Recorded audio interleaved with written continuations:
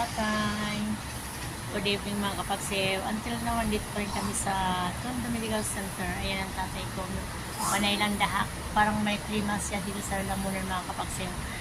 Ay, pakikomento naman po. Alam nyo, nung nakarang buwan nakalipas, siguro mga 1 month ago, nag-comment, nagsabi ako sa inyo ng nag-vlog ako tungkol dun sa lalamunan ng tatay ko. Medyo nagkaroon na siya ng plema. Kaya lang, hindi po na may nag-comment na lalagyan daw ng luya. Pero bukod po yun sa luya, ano po ang dapat ko? Hi, tatay. Hello. Nakita talaga ng kilikili ng tatay ko. Ano yun, tay?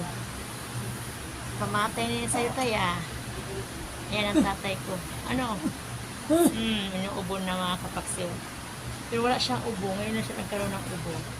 Maganda ngayon para mailabas na yung plema. Kapag kasi umuubo ka na force ka, kaya yung plema nga nasa halip na hindi mo na ilabas na ilalabas mo.